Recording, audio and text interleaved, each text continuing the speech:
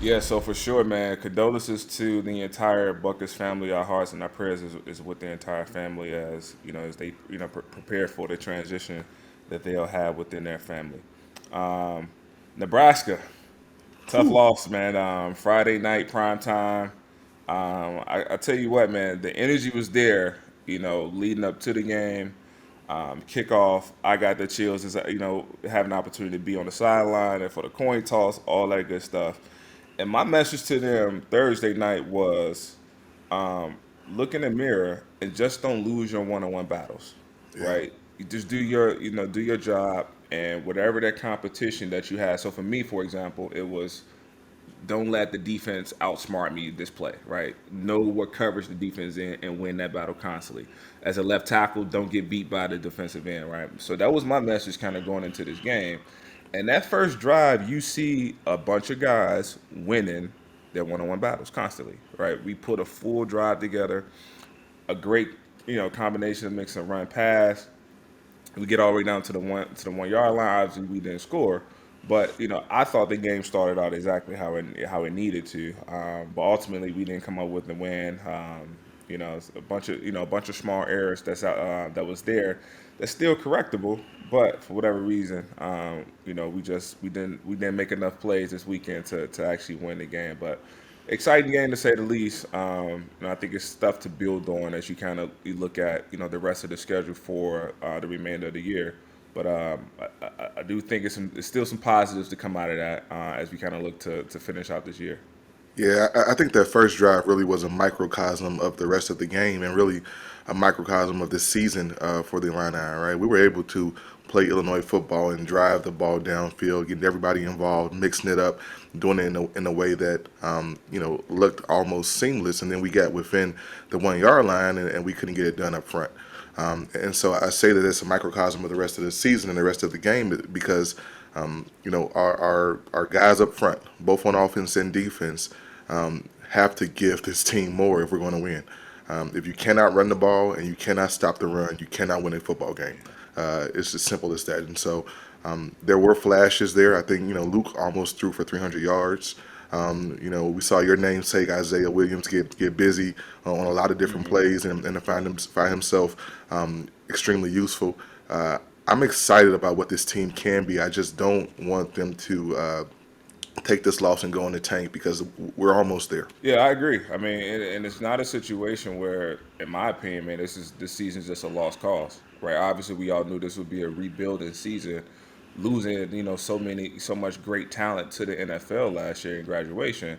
We knew that there would be some turnover going into this year, but I still think within the rebuilding season, there's still much to build on. Still a ton of talent. The opportunities are there, Yeah. right there, right? Just make a few more plays, a couple more big plays, right? We saw, obviously the go route for that led to the our only touchdown for the year, but big plays like that is what we get to build off of. So those opportunities are there. We just have to keep pushing and This, create those opportunities. that's right, and let's remind ourselves that the small things matter, right? And that these plays add up over time. I remember looking back at last year's team and thinking minus 2 or 3 or 4 plays, we were close to being undefeated, right? Had there been Yeah. a couple other things that Yep. went our way, we were definitely going to be playing in the Big Ten championship and going from there. And this season is almost the opposite. There are a few breaks that we didn't take that the ball didn't bounce our way, and not to be the melancholy about this, but if it wasn't for that fourth down conversion in Toledo 5 weeks ago, we may be 1-4 or 1-5, whatever the record is. Yep. And so this should be a reminder to our guys, to our coaches, that every single play matters, and you got to play each one like it matters for real. 100%. Now, speaking of plays, being at the game on the sideline, right? That first drive, right? You go kickoff, first down, first down, first down, first down, and you get down to the goal line. All right, 4th and 1. All right, I'd love to get your 2 cent on the actual decision to go for it, and give me your perspective on actual play selection for that situation, 4th and goal at the 1 yard line. Well, look, I'll say this. One thing I love about Brett Bielema is that he's a riverboat gambler. He's gonna go for it, and that's part of my ilk. You know me long enough to know that's how I operate, right? Yeah, for But sure. the question more so about what was the right play at that moment. I think really it was a culmination of the fact that we have not run the ball well all year. Right, we ran for 21 yards this game maybe. We have not gotten our running backs to rock enough, and they are not comfortable with the ball in the backfield. Because normally what I would do is give it to to Reggie Love, and push it right up the middle. Right, I wouldn't try to get my quarterback hurt. I would not try to do anything on the flankers there. I would run it right up the middle with my horse. But he has not gotten into a rhythm because we will not give him the ball, which to me is one of my biggest upsets about this entire season. Yeah. So for me, I mean, and obviously you hear some whispers on the sideline. Why do we do that? It's always a bad call if it don't work out, Right, right? Going for exactly. it on fourth down, which is a little annoying. But I mean, you ask me, I'm making that call 100% of the time.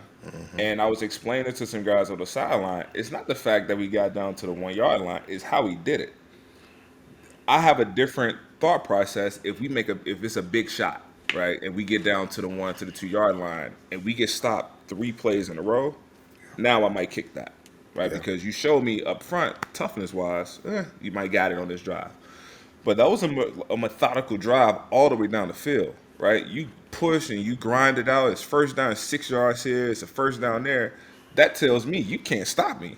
yeah, So on fourth and one, it's the same thought process. You can't stop me for 1 yard. yeah. So I'm making the same decision. I actually like running the ball because I mean it's Big Ten football. At the end of the day, we should be able to get 1 yard. Like our guys have to figure that out. Push the pile, get some drive from from the interior offensive lineman, and we got to score a touchdown. Same thing. I'm not getting Luke that ball. That's not the type of play Yeah. the type of player he is. You get you get some other guys like a guy like myself who's a bit more mobile now. Maybe go on the gun and goes on read or go play action bootleg or something like that. But situation like this, you hand the ball off to your horses, and we gotta get 1 yard. But that's a testament to what you said about this season. It's the little things, and those little things can go for or against us as we kind of look into overcoming the 2-4 record that we currently have. Like those little things will matter in the course of a game, in the course of a season. That stuff adds up. That's right. And listen, I think you hit the nail on the head, Juice. When you've got momentum, the way that we got momentum in that first drive, you can't stifle it. You got to let them play and let it kind of work out the way it's supposed to work out. But you're absolutely right. Hopefully, we can take some things from this loss, especially that first drive, and figure out who we want to be as a team. Yeah. I mean, you made a great point, and you actually just touched on exactly what I wanted to talk about next. Some of the key takeaways from this game, some things that we can actually build on. What are some of the things? Whether it be, the front four. I thought Jerry Newton had a better game. His presence was absolutely felt. Coming off the Nebraska game, what are some of the key takeaways that you thought we can continuously build on going into this game against Maryland next week? So for the most part, I was impressed with the offense. I think Luke played well. I think Reggie played well. I think Isaiah played well. We saw some flashes that I hadn't seen before from Pat Bryan and Casey Washington, and people got involved, right, which was exciting. Once again, the offensive line and the defensive line have to recognize and realize that this game is about them up front. And they can control the line of scrimmage. They can control the game. One thing that I've seen on defense that I've not been a fan of is that we continue not to get a big rush up front. And part of that is because we're only rushing 3 guys half the time. I talked about this last week, Juice. This is going to be a pet peeve. It's going to be a bee in my bonnet. I'm going to keep bringing it up every single weekend. You know me. At the University of Illinois Urbana-Champaign, I was not a math major. I was a political science major, but I can count a little bit. I can count my money. I can count my blessings. I can also count defensive linemen, and putting 3 of them down instead of putting 4 automatically takes away your ability to rush the passer by 25%, right? 25%, while only adding 14% of more defense in the defensive backfield. It just doesn't make sense to me. Get our guys going, put your hands in the dirt, go get that quarterback is going to make the difference. Yeah, and that's a good point, right? Especially we talk about a team like Nebraska, who we knew they was going to come in and run the football, right? They don't have the best pass offense right now, so you get the extra guy in the trenches, and he's just an added guy to block now, right? You get to free up one of those linebackers or one of those safeties being able to run through. You don't do yourself a great service when you only got 3 defensive linemen, against a heavy run team. So, hopefully we'll see an adjustment with that. Offensively, you mentioned it. I mean, Pat Bryant, Luke, Isaiah, those guys were able to make some plays, right? we see Pat Bryant starting to evolve as a pass catcher more and more each week. He's going up. He's fearless. He's making the plays. He has some size. He's understanding the offense. It seems to me where he's understanding zones and understanding how to get open versus press man and things like that. So I'm looking forward to seeing him get involved with the offense a little bit more. Now, Luke, I thought did a solid job Friday, Yeah, right? And I alluded to this before. Anytime you have a young quarterback, 9 times out of 10, you really don't give him the sole responsibility to go out there and constantly make the big play, right? Constantly find guys that are wide open, or you're looking for him to go out there and throw for 400 yards and 5 touchdowns a games. As he develops into a quarterback, a leader of this offense, you actually want him to manage the situations, manage these games, and I thought he did a phenomenal job at that. Right? You see him in the quick game, he's making strike, he's standing tall in the pocket.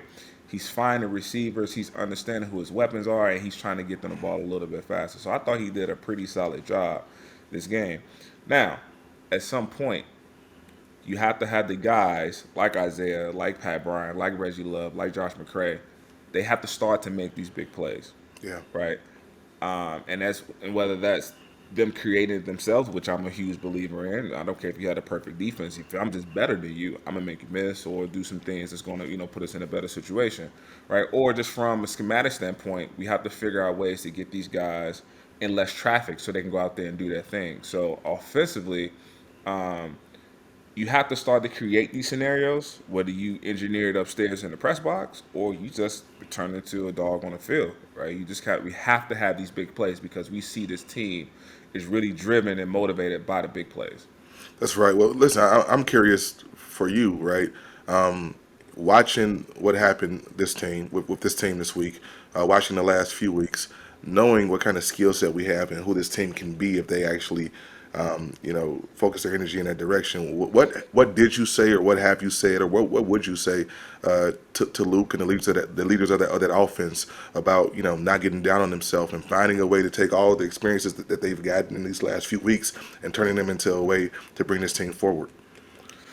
Yeah, so I mean, if I'm talking to them or put me back in that huddle for a game or for the rest of the season, my thing is let's really develop and build on what we do well, right? If we are a lateral movement, using zones, using motions to create opportunities on the outside, if that's what we do, let's lean into that a little bit more, right? I'm not necessarily trying to force something that's not our identity. Like we were never a power, I backfield, fullback, running back, fullback, halfback, and just kind of punch in the mouth. We was zone read, right? We worked the edge. We allowed our speed to kind of dictate the type of offense that we had. So I'm doing the same thing, right? Let's identify what we're really good at, right? And me personally, I think the offense should start to transition to a more of a hurry up 2 minute style situation because what that does is it takes the thinking out of the equation, right? So for Luke, if hey, we got quick game or whatever it might be, is 1-2 go, right? It's not a lot of thinking. It's not allowing the defense to get set into that their base defense. You kind of catch them off guard a little bit. Our guys, the offensive linemen, they're using that momentum. They're pushing the ball down the field. So I think there's opportunities for within a 2 minute tempo to allow the thinking to be stripped out of that and allow our guys to go out there just to naturally make plays. That's good. That's good. I think that is spot on, and hopefully our guys can kind of pull that together because, like I said, I don't think we're as far away as it may seem in a game like Nebraska. We've got some work to do, but we can figure this out. 100%. And like I said, now I'll piggyback on what I just said one more time. Getting into a 2 minute offensive tempo, right? That allows your just natural instinct to just show up. If I'm a natural playmaker, if I get the ball and I'm a wiggle guy and I can make guys miss, you naturally do that without thinking, That's right. right? If it is inside zone, you let those offensive guards, the center, they identify their assignments and they just go, right? It eliminates the thinking. I think sometimes when you overthink it or you too much into your head as the play, before the play is actually started, you can sometimes think yourself out of a best case situation. So considering getting into that 2 minute tempo, I think you'll see a different momentum or a different level of excitement within his offense. I like that. I like that. Yep. We got Maryland next week. We got Maryland coming up. There's some history Yeah, with University of Illinois and Maryland, obviously. Coach Mike Loxley, good friend of ours. He coached us when we were there at Illinois. He has a special place for Illinois in his heart. He loves Illinois. He loves the Orange and Blue, and I'll go on record as saying that. But at the same time, he has a job to do. He wants to beat us, right? So, and it's also kind of him letting the world know, hey, this is I started there, and this is what you guys aren't getting right yeah. now that I'm not there anymore. So, what are your thoughts going into Maryland game? They had a big game against Ohio State where they had them on the ropes, almost beat them. What do you kind of see from this Maryland team as we go into College Park? As you know, Juice, for many of us who played in Champaign during the Zook era, which was also the Mike Loxley era, we've had this circled on our calendar since the schedule came out. Some months ago, I think I text you as soon as it came out. I said, "We come to College Park, man," and it's going down. This is a fun one for me because of obviously the history of Illinois and Maryland, Locks being such an integral part of so many of our college careers and being a great friend of ours. And then there's the ancillary stories. We got our friend Vontae Davis and his big brother Vernon who played at Maryland. And so there's a lot of, Yeah. there's a lot of friction there, but good friction. We know one thing about Mike Loxley. He wants to put points on the board. And we're playing Maryland for their homecoming, which always, to me, is an interesting position to be in. Juice, my high school coach, Lexi Spurlock, used to say, you can't make rabbits without rabbit stew. And Mike Loxley got some rabbits over there, man. They're playing football. He's getting everybody involved. They had Ohio State, as you said, against the ropes, the number 3 team in the country. And so this is a game where we shouldn't come in and be scared, but we have to play fundamental football. There are no mistakes that we can make. We got to come because Loxley and his guys, the Terrapins, are going to bring everything they can against the Illini. 100%. And I'll give my sort of thoughts, and I guess you could say scouting report. I'm actually do this in reverse, right? I'm gonna talk about what the defense should do, and follow suit, and as you kind of think about going into this game defensively for Illinois.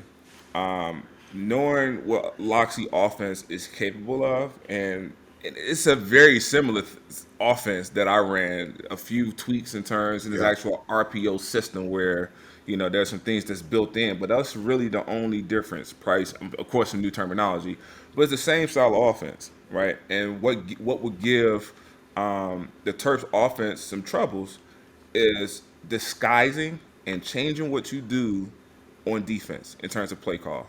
We love man to man, right? We've seen this all season, right? We live and breathe by our man to man coverage, all right? But Loxley is really, really good with developing a scheme when he knows what you're doing. that's right. If I know you're in man to man, I have the perfect man beater, is what he calls it. I have a man beater precisely for man to man, and it's not much you can do. I don't care if you got all NFL guys back there. So scheme wise, he's able to build and engineer plays that'll just defeat certain coverages if he knows what you're doing. So I think Illinois gives them a really good shot by changing up different looks, disguising, and try to hold that coverage to the very last second until the play actually snaps, and try to get Tua kind of thrown off a little bit in terms of what he thinks the defense is doing, and hopefully create some turnovers for our Illini defense. I think that that's absolutely right. And you know where I'm going to go next with this, Juice. Once again, the big guys up front, the heavy rollers, the big uglies, they got to get back there. I dare us to rush 3 men against a Mike Loxley offense. He's going to heavy twister us. I don't know what they call it. I don't know what they call it at Maryland, but we used to call it heavy twister to Yep. death. We got to get pressure. We got to create a new line of scrimmage. We got to do fundamental defensive line play to make everything you just said work. Yeah, 100%, man. And like I said, doing the same thing constantly, throwing them off guard. It gets your quarterback thinking. Obviously, it gets the staff thinking a little bit because they can't really predict what you're doing. Now they're going to make plays. It is what it is. That type of offense is built to get big shots, and that's okay. Yeah. That's okay, right? We got to settle down. Do not panic, and it's the next play. Next play. Sometimes you give up a big, a 40-yard gain or a big run or something like that. All right, it's all good. Now we playing for the field goal. We can't let you in the end zone, right? So Yeah. that stuff is going to happen. We have to weather the storm, keep our composure, but that's going to take the leadership up front or defensive line. That's going to take some of our seniors and some of our experienced players to kind of keep the team settled in. It's going to take Coach B, chatting with the guys on the sideline and letting them know, hey, we expect them to make big plays. We just got to continuously do our part. I think what also is true, Juice, is that we have to be able to score and to score early. For too often in this season, we've kind of come from behind. We've had to play from behind. In the first quarter, if we cannot put anything on the board, it's going to be a long 4 quarters, 3 quarters after that, right? And Yeah. so what I would say is if we can strike and strike early, like, it's almost the same drive we had this game, but with a score on the end of it. Yeah. Then we put ourselves in a better position. Playing Yeah. from behind against a team like this is going to be problematic if we have to do that. 100%.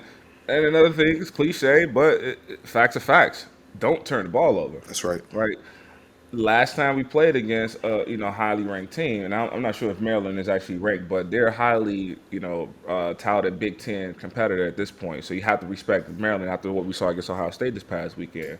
But I'm looking at them the same way we approach a Penn State, who's ranked in the top 10. You can't turn the ball over, Yeah, right? 5 turnovers against Penn State in 3 quarters is not going to win games, that's right. right? So you have to kind of look at this from a near perfect scenario of not do things that's going to hurt us. So holding penalties, obviously interceptions or fumbles, things that's going to put us behind the chains, which makes it almost impossible for us to sustain these scoring drives.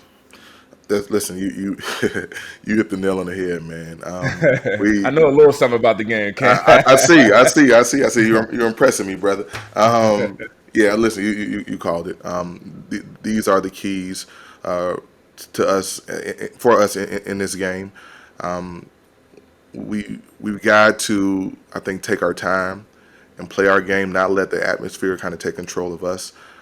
Once again, we've got the folks who can get this done. We just got to figure out how to pull it all together. 100%. So I want to try something new, and I hadn't thought about this literally until right now. All Okay. right, considering where we are as a program right now, 2-4 with this exact team. Cam, I want you to think of 2 players, one on offense and one on defense, from Illinois history. Ooh. From Illinois history that you can insert to this team that can make an instant impact. So whether if it's 2 positions that we're struggling at, or just some electrifying player from Illinois history, one on offense, one on defense, who do you see inserted into this situation? How they can be dominant, and why you pick them? Oh man, that is a really good one. Wow, I wasn't ready for this, but let me try to pull it together real quick. So on offense, right? Because I think that much of our problems exist up front. I, one of the greatest of all time, man, Dave Deal. They need an offensive lineman to take control of this team right now.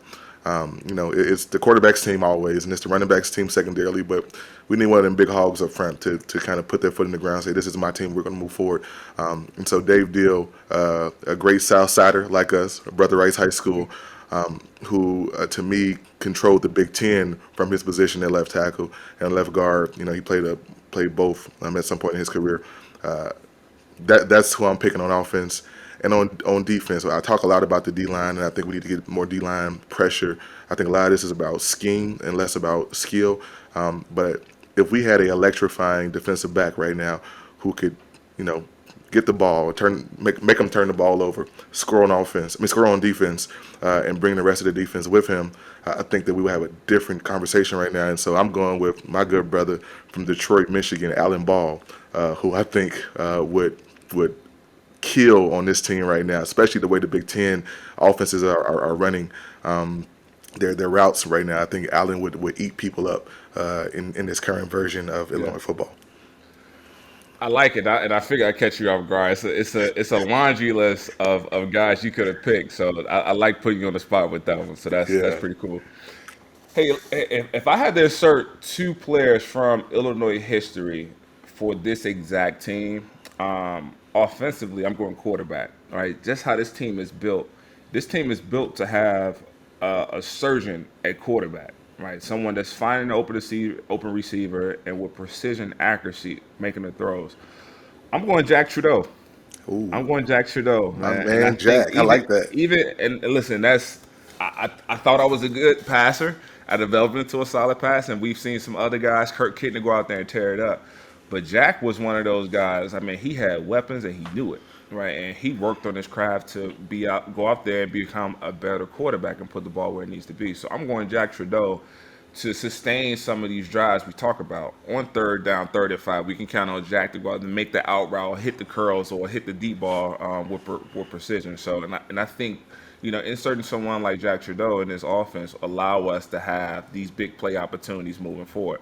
Yeah. Defensively, again, just looking at the type of team that we have, I think corner, right? I think defensive back, as you alluded to, or pass rush. I can see a pass rusher, but we got two solid ones already. Adding a corner on the backside of his defense, I mean, that starts to lock one side of the field down. I'm going with my good friend and our good friend. I'm going Vontae Davis. VD. Yeah. BD, how he played and approached the game, he thrived in man to man, right? He can cheat zone coverage, and he'll kind of, in my opinion, and Von said if he watched it, this is just my opinion. On some, in zone, he'll chill a little bit. He'll give you a break because that might be the time he catches breath. But in man to man, oh, he lived for that because he wanted to show you, look, I'm better than you. Yeah. And consider we are in the Big Ten, where it's a run heavy team, he liked that action too. He He want he did. He want the wanted it. contact, He right? He wanted want it. the contact. I'm gonna lock you up in terms of you getting open and running routes, but I dare you to run the ball my way as well. And I think inserting a player like that on the defensive side with this defense that loves to, thrive and live and breathe by the man-to-man coverage.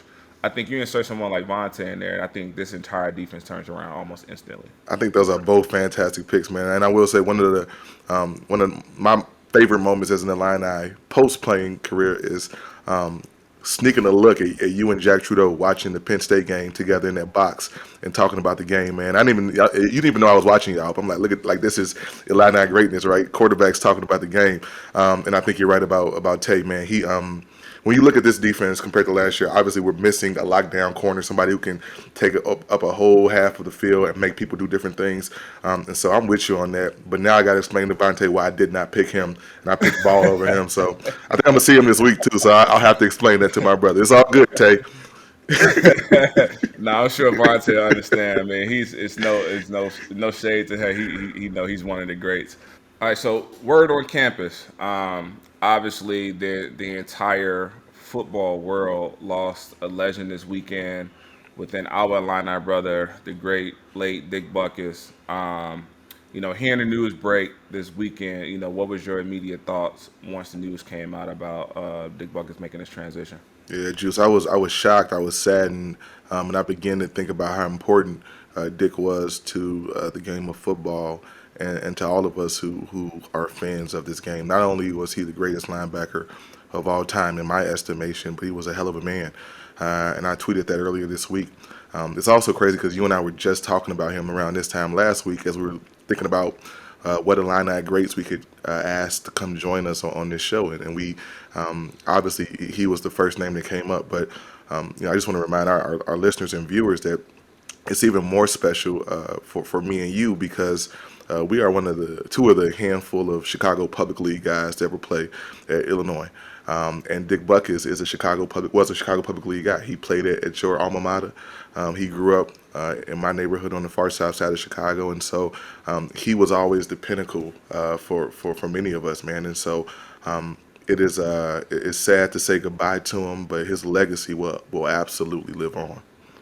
Oh man, I couldn't agree with you more, Cam. This Dick Buckets was a special individual, not only to the game but to me personally.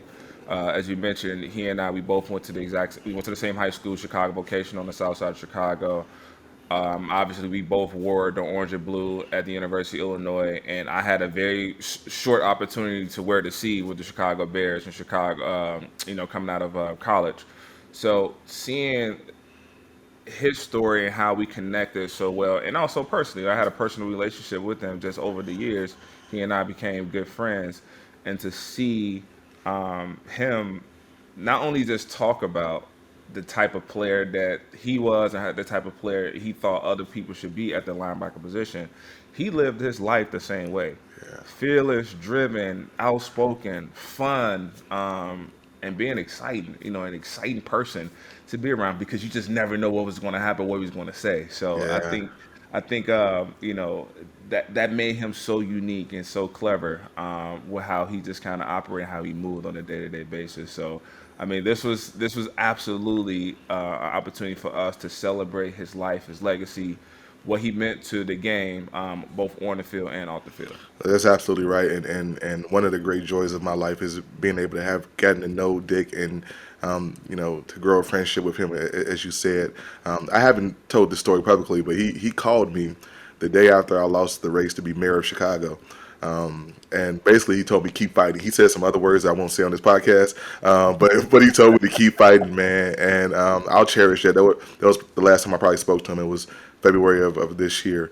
But our condolences, my family, your family, our condolences to his wife Helen of 60 years, who he met at CVS, his high school sweetheart, his three kids, our Illini football brother Luke Butkus, an entire Butkus family. We love you all, and condolences to the greatest of all time. 100% condolences to the entire Butkus family, and actually that was one of the initial thoughts that I had because when the news broke, Cam, I was literally underneath his statue in Champaign. I was taking a picture, and my phone was just buzzing, buzzing, buzzing, and I looked up and it was like, oh wait, Dick Butkus passed away, and I'm literally underneath his statue as I was taking photos when the news broke. And immediately I thought about Luke Buckers and the entire Buckers family, and how much he meant to the entire family. So condolences to everyone there. Thoughts and prayers with you as you guys go further in this transition of Dick Buckers. This is the part of the series where I'm not that good. All right, and I'll be the first to tell you. Anytime predicting the score, I suck. I am way off, right? So I think last week I had us winning 28-24 against Nebraska. Clearly that ain't happened.